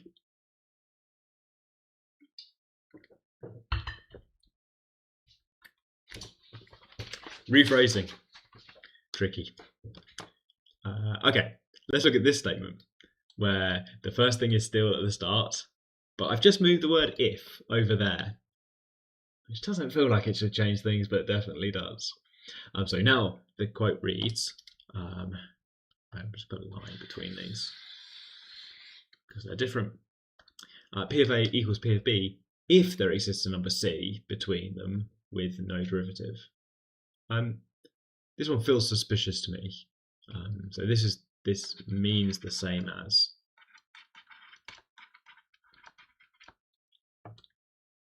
This means the same as P of A equals P of B is necessary for, and then all of that again. There, I guess it should be there to exist, but whatever. Grammar, not my strong point. Okay, so one way to think about this is that this means it needs to be the case. But needs is quite strong, right? There's a bit of emotion in that as well. You can maybe think about inferring something, about deducing something, to say this way around with the if in the middle. It's not recommended from me anyway. Not recommended by me to put if in the middle of phrases because it's putting the clause, the thing that comes first logically appears second in your statement. But there we go. Yeah, it's not necessary. And having a non-matter explanation is fine at the top of chat.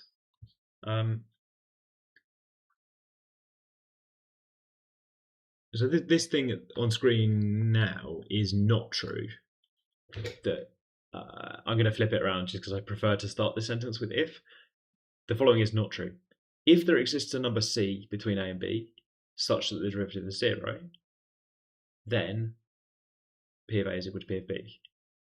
And I think turning it around that way, with the conclusion at the end of the sentence, I think makes it more obvious that it's nonsense. Because if there exists a number C with A less than C less than B, such that the derivative at C is 0, then we kind of shouldn't really be able to tell me anything about P of A and P of B, right? Because they could be anywhere. So if your curve looks like this, with C such that it's B prime of C equals 0, then, well, these might be A and B, but I haven't told you where they are yet. They could be over here. Could be A, could be B. And we're not equal to each other. Anything's possible. Fun. Okay. Ooh, Anonymous at Top of Chat has requested a question that's not on my worksheet, which is a sort of new challenge. Oh, let's see. Let's see. I've still got 20 minutes. And I feel like I have stopped being helpful for this one. Yeah, I feel like I stopped being helpful quite a while ago, actually. Okay, so I think it is sufficient. Sufficient in the sense that that's enough. If P of A is equal to P of B, that's sufficient for star, because there'll be a turning point where it stops going up and comes back down again, or it stops going down and comes back up again, or maybe it's just flat all the way through, in which case pick whatever you like. But it's not necessary to have P of A equals P of B. It's perfectly possible, thank you very much, to have P prime of C equal to 0 without having P of A and P of B being equal. Maybe the thing is that the text there exists belongs inside statement star. It doesn't move over to say there exist A and B such that. That's never part of this. Maybe that's the challenge. The there exists text is locked to there exists number C. Yeah, I don't want to think so. Just says give a disjoint curve which has gaps in the derivative, like sure, probably, not right now. I don't want to think about it. There's in general loads of weird stuff out there, which is one of the reasons that for TMUA we're just differentiating x to the power of n. In general, functions are weirder than that, and the experience that you have differentiating x to the power of n does not in general translate over to functions in general. I think both of these questions are a little bit odd on the TMUA, if I'm allowed to say that. Both of them are based on this idea that a function has a turning point in between, or it has you can infer the number of roots or something given the number of turning points, and that between two roots, right, at your two roots, there will be zero value at both. P of A will be P of B, or F, I suppose, in the previous question, and there's a turning point in between. It's almost like you want to use. It's almost like you want to use the fact in question 8. Use the fact in question 8 in order to do the question in question 6, right? Because once you've realised that between any 2 points with the same value, there's a turning point. Well, roots are a point for the same value. So I think that's a strange pair, but you know, there we go. Okay, we're going to do one more. I think I'm going to do this rectangle, and then I'm intrigued by the idea of trying to do an audience request. So 10 minutes of this, 10 minutes of audience request. Let's see how that goes. Good sketch, always important. I need to actually show you the question. Let's see how this goes. There's the question. Right, good, okay. Good sketch, and looking at the question while you're doing the question. I also have a paper printout, and I've rudely changed the paper printout without also changing the version you were looking at, in the sense that I turned the page.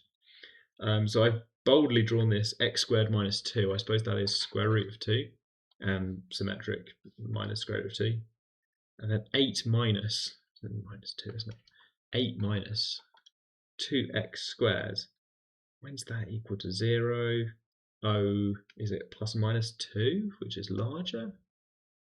Okay, don't know. I don't know if that matters, but I think it's over here. Okay, so we want to put a big rectangle inside this region because it says finite. What does it say? The region enclosed by the curves, which is this region. Thank you. Right, so I suppose having a good picture is good. The sides we're told are parallel to the x and y axes. So our rectangle looks something like this, only that's terrible. It needs to be much bigger. So perhaps we could at least make it taller, but keep the width. Actually, if I'm being bold, then I'll make it so tall that it touches the curve. And just messing around with this, I can see that once it does that, if I had like an off-center kind of rectangle, then I'm leaving something on the table, aren't I? Because it'll touch the curve on one side but not the other. The values won't match up, it's off-center. Maybe nobody considered any off-centered rectangles, but here's why you shouldn't, because then I can sort of take this side and I can pull it wider. Lots of this is quite hard to write down in a sentence or using maths, but I guess what we're doing here is imagining rectangles, maybe drawing a few more rectangles. So a short rectangle, make it taller, but then realise that, look, I've got these corners are not on the curve, feels a bit wrong. I should probably move this until they are on the curve to get this kind of rectangle where, I suppose because the curves are symmetric, I'll push this until these values are symmetric, plus or minus on either side. That's where the curve has the same values on each side. So if you're not already there, why not? Which I think is enough to convince me, but I want all four corners on the curves, two top corners on the top curve and the two bottom corners on the bottom curve.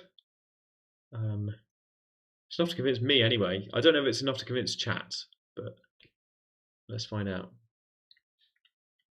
Oh, by the way, for the previous one, somebody in chat said that I had the right answer in the solutions but the wrong letter.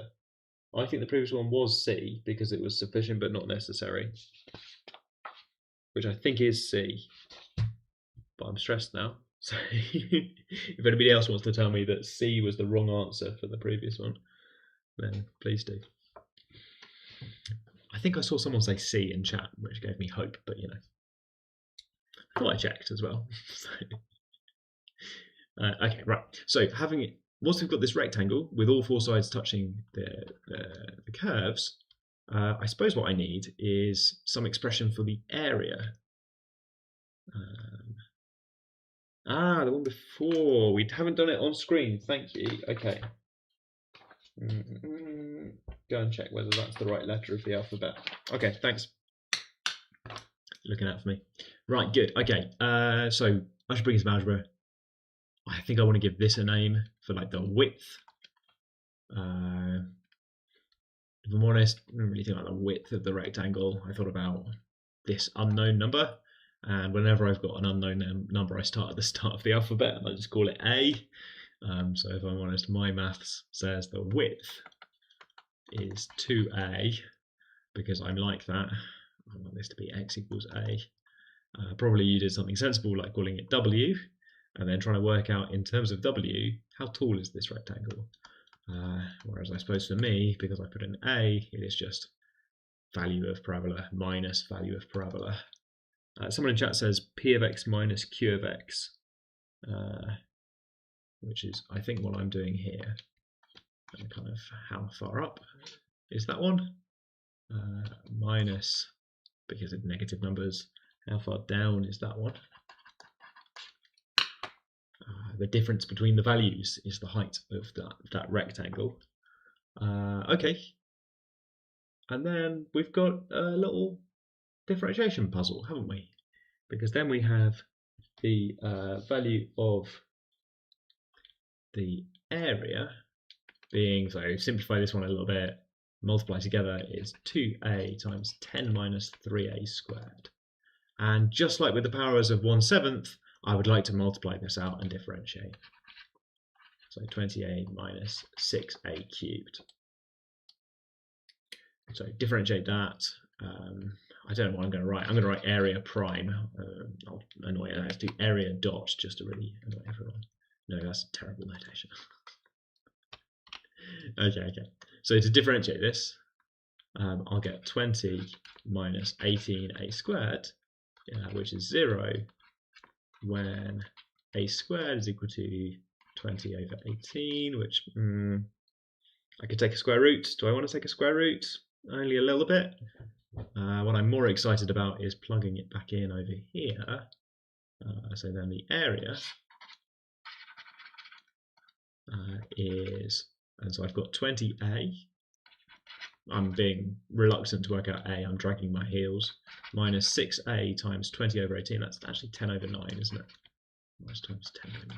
So I might do it like this. Just plug in the 10 over 9 first. Dealing with the a squared first. So what's that? 20 over 3. Oh, once again, we're doing something and subtracting a third of it. It's funny how that keeps happening. So this will be 2/3, which is 40/3 or something of A. I think.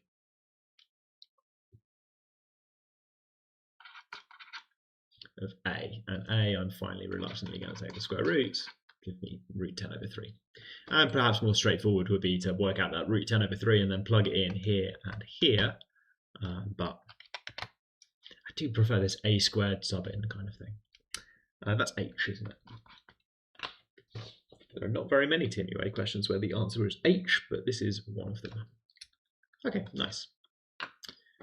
I want to see this 2017 question. There it is. Sounds fun. So how am I going to get this?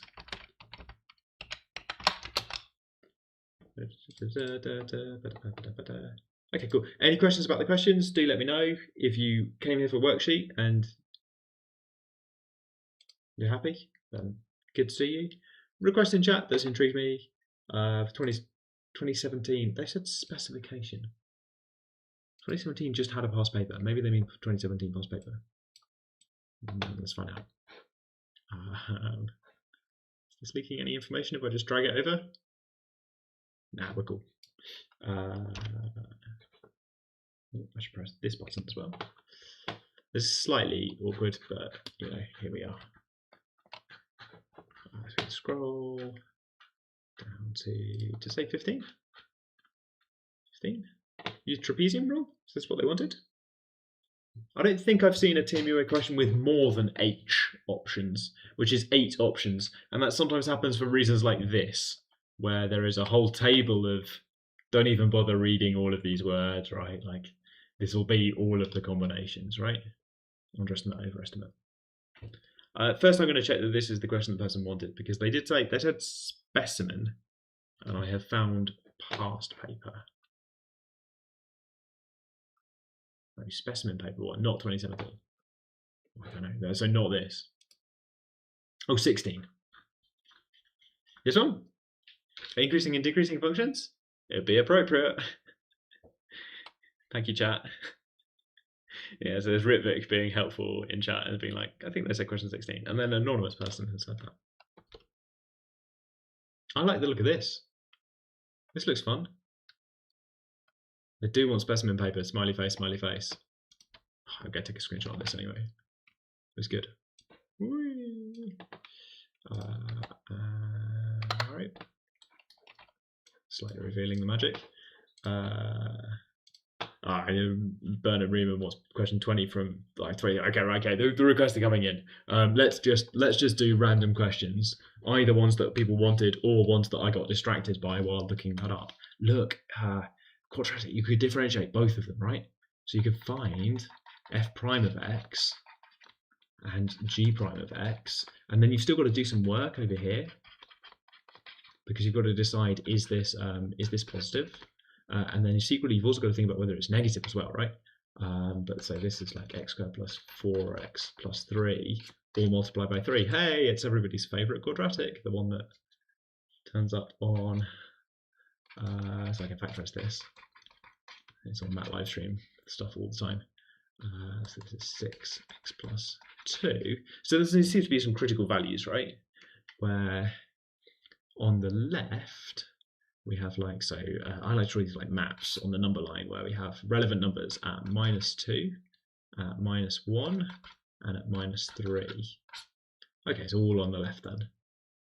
Where over here, -2 is the switching point, where to the right, f prime is positive, so f is increasing. And that starts here. And over here, f is decreasing on the left of -2, based on this information here. But it's this cutoff point at -2. Whereas over here, g prime is a bit more interesting.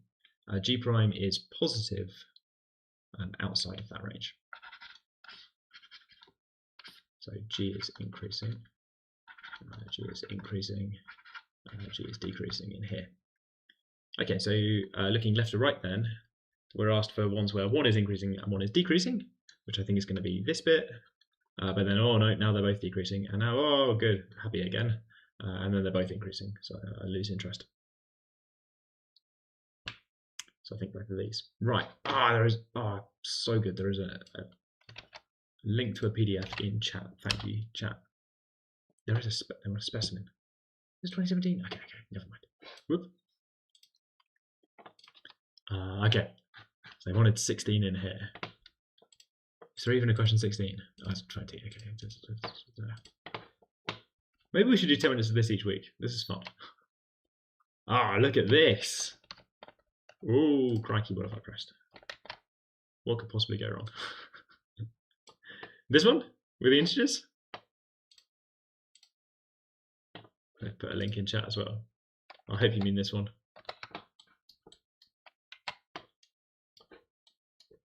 16.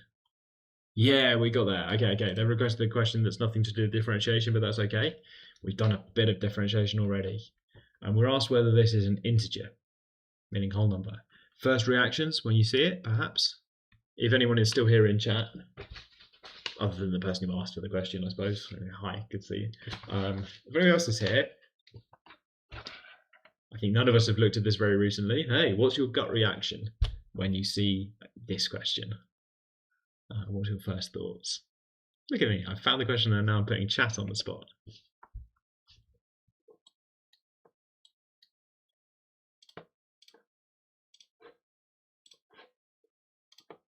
Second for chat to think. I'm not even really going to read these options. Look at all of these. There's loads of them. So when is this expression an integer? It doesn't look like an integer at all, does it? Because of this huge denominator. Can I have it all? Can I have chat and the question? I can do this. There we go. Yeah, try to set bases equal. Loss of letters is a good reaction. Because the power of C plus D is interesting to me. No one said the thing I'm thinking yet. Powers must be positive and whole. Is that even true? I mean, for example, 124 purple. 125 to the power of 1/3 is a whole number. It might not look like one, but it's secretly 5. So this is the first thing I wanted to try, which is 125 is a cube number. Actually, so is 8. So I'm really keen to try and use those facts. And Alan at the top of chat there is thinking about prime factorizations, which is probably a good idea. Because you don't have to have a whole number exponent for something to turn out to be a whole number. And then like square root of 4, right? Anyway, never mind. Okay, so I'm with Alan, I think. I'm going to try and rewrite this using primes, because that might let me simplify things. There's factors of 2 and 5 hanging around up here as well. I would like to try and simplify. I think the best way is to split different primes in different places. So what is this? 2 to the c minus 2d, 5 to the c minus 2d, 2 to the 4c plus 2d, because this includes a factor of 4, 5 to the 2c plus d, slightly under chat. There we go. All divided by, so multiply, all divided by 2 to the 3c times 5 to the 3c plus 3d, because this is 5 cubed. Okay, which we can simplify quite a lot, putting it lightly. Some chance that I get this wrong just because I'm rushing. So exponents, 5c minus 3c is 2c. The terms here cancel, the minus 2d and the plus 2d, and there are none down here. 5, what do I want then? C minus 2d, so I've got 3c up here and none of them down here. I've got minus 2d, and d gives me minus d, so minus 4d. Okay. So C and D are non-zero integers. I should have read that earlier. Everybody else read that, and it's been on screen the whole time, but I was there talking about factors of powers of 1/3. What am I talking about?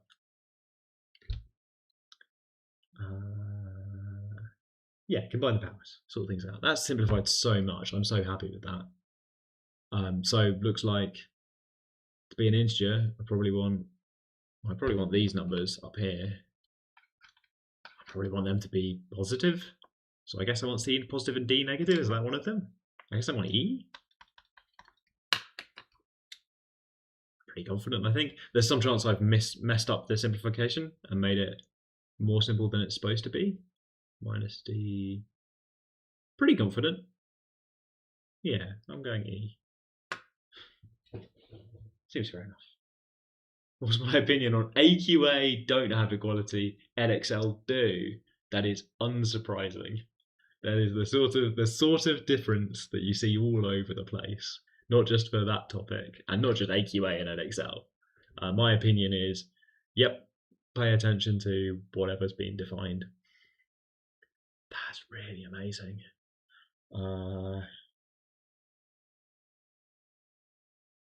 You can do some interesting functions. I think probably either is defensible, either is fine. I think if you use the one with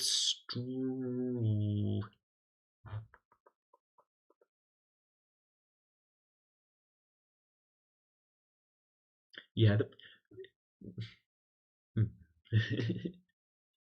if you don't have the phrase strictly increasing, then you get a choice as to which one you're going to use for increasing functions. And I guess it is a choice. Oh, edXL cool with either. Right, okay. So status of x cubed in that world then. AQA say that x cubed is definitely not an increasing function. edXL say that it is, but will accept it if you say that x cubed is not an increasing function. Whereas AQA will not accept that x cubed is it. Right, I mean, like, okay, fine. Okay. Brilliant, good, necessary and sufficient. Both ways around. Okay, we've hit 7 o'clock. I've got to go, I think. Thanks for joining in.